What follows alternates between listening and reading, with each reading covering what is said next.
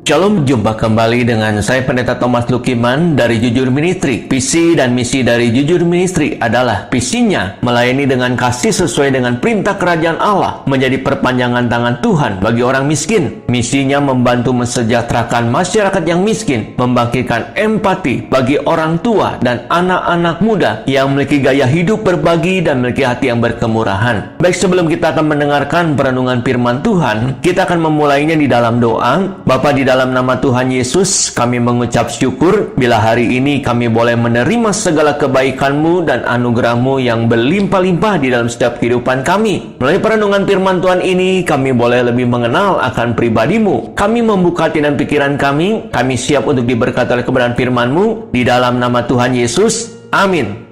Tema firman Tuhan hari ini, bukti pemeliharaan Allah.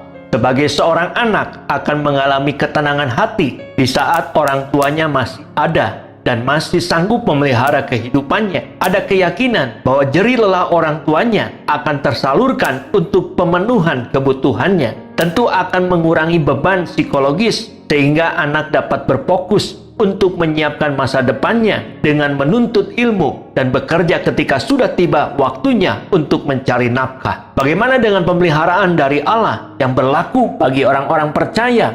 Di dalam 1 Petrus pasal pertama ayat ke-5, yang dipelihara dalam kekuatan Allah melalui imanmu untuk keselamatan yang telah siap dinyatakan pada zaman akhir. Ketika Petrus menuliskan tentang pemeliharaan dalam kekuatan Allah, kebenaran itu tidak hanya dalam urusan keselamatan jiwa dan iman kepada Kristus sampai akhir zaman, tetapi menyangkut pula soal pemeliharaan dalam kehidupan keseharian. Kalau seorang percaya meyakini dirinya dipelihara dalam kekuatan Allah, seharusnya tidak ada lagi yang perlu ditakutkan. Topangan tangan kasih Allah akan memampukan kita untuk setia dalam iman kepada Kristus sampai akhir hayat. Kita pun dapat lebih tenang dalam menjalani hidup ini karena pemeliharaan Allah melampaui apapun juga yang sanggup kita upayakan demi pemenuhan kebutuhan hidup.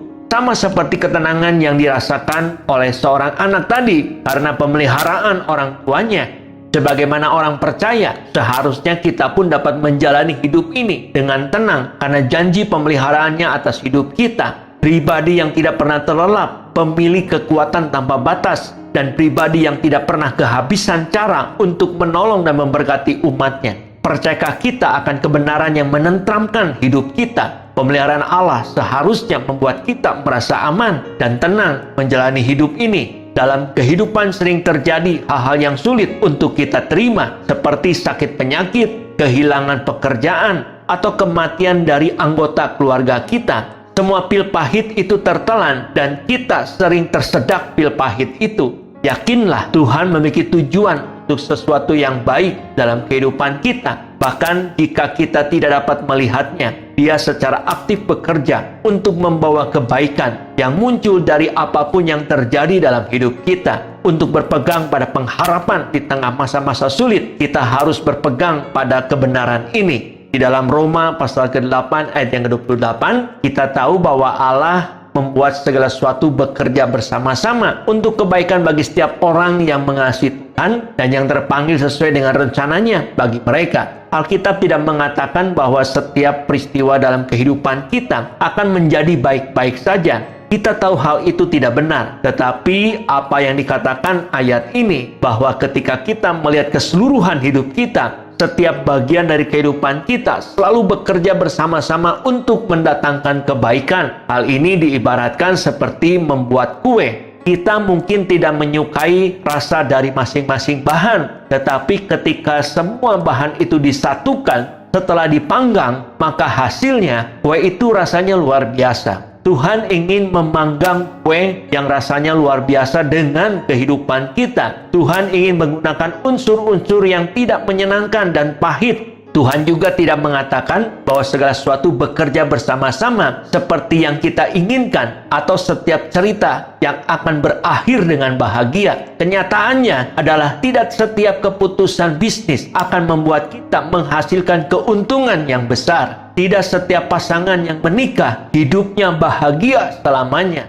Tidak setiap anak akan menjadi kapten di dalam tim sepak bola. Ayat ini mengingatkan kita bahwa kita bisa memiliki keyakinan mutlak bahwa Sang Pencipta alam semesta ini yang menyebabkan segala sesuatu bekerja bersama-sama untuk kebaikan bagi orang-orang yang mengasihi Tuhan. Karena itu, jika kita tidak mengenal Tuhan, kita tidak diberikan janji ini, janji untuk orang-orang yang mengasihi Tuhan. Pengharapan tidak sama dengan yang namanya optimisme. Hal ini tidak meyakini bahwa sesuatu yang buruk akan menjadi baik, tetapi merupakan sebuah keyakinan mutlak bahwa setiap bagian dari kehidupan kita pada akhirnya akan menjadi masuk di akal. Tidak peduli apapun yang terjadi di masa kehidupan ini. Dari sudut pandang kita, kehidupan kita terlihat seringkali seperti berantakan, tetapi pandangan Tuhan dari surga tidak sama dengan pandangan kita. Kita bahkan tidak bisa membayangkan kebaikan yang Tuhan sediakan bagi masa depan kita. Di dalam Yeremia pasal 29 ayat 11, Tuhan mengatakan, "Aku memiliki rancangan yang baik untukmu, bukan rancangan yang menyakitimu. Aku akan memberimu harapan dan masa depan yang baik." Masa depan kita akan ada dalam tangannya, dan tidak ada tempat yang lebih baik daripada tangan Tuhan.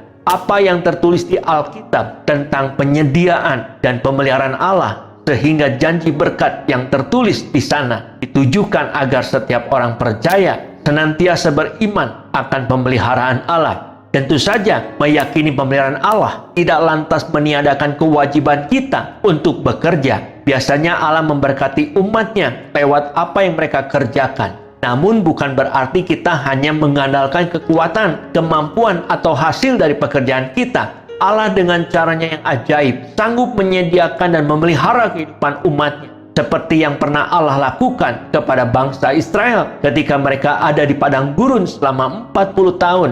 Sudahkah kita percaya akan pemeliharaannya? Jika kita memanggil Dia Bapa, mengapa kita masih meragukan akan pemeliharaannya? Hidup ini penuh dengan keajaiban setiap hari. Marilah kita jemput mujizatnya dengan penuh sukacita. Bisa bernapas dan makan saja sudah sebuah keajaiban. Patutkah kita bersungut-sungut dan komplain atas hidup ini? Alangkah bahagia dan indahnya jika kita masih diizinkan Tuhan untuk berdoa dan memuji Dia atas segala anugerah dan kebaikannya. Demikianlah perenungan firman Tuhan pada hari ini, dan saya akan akhiri perenungan firman Tuhan hari ini di dalam doa. Bapa, terima kasih bila hari ini kami boleh mendengarkan kebenaran firman Tuhan yang menuntun hidup kami saat menghadapi dan menjalani realitas kehidupan ini. Hari ini kami telah belajar bahwa pemeliharaan Tuhan itu terbukti nyata dalam hidup kami. Terima kasih Tuhan, atas seizin-Mu kami bisa hidup rukun bersama pasangan, keluarga, sahabat, dan rekan, baik di sekuler maupun di dalam pelayanan. Kami merasakan urapan kasih-Mu turun di seluruh aspek hidup kami. Sungguh ajaib hidup ini. Kami tidak pernah berkekurangan. Inilah mujizat-Mu yang paling dahsyat dan luar biasa. Tak ada lagi kata-kata yang layak yang dapat kami persembahkan kepadamu ya Tuhan. Sebagai ucapan syukur kepadamu, topangan tangan kasih Allah akan memampukan kami untuk setia dalam iman kepada Kristus sampai akhir hayat.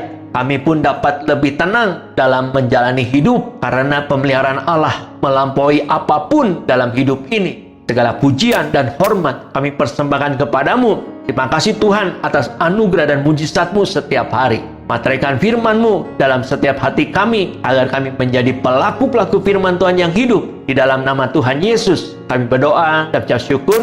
Amin. Saya Pendeta Thomas Lukiman mengucapkan terima kasih, dan Tuhan Yesus memberkati kita semua. Shalom.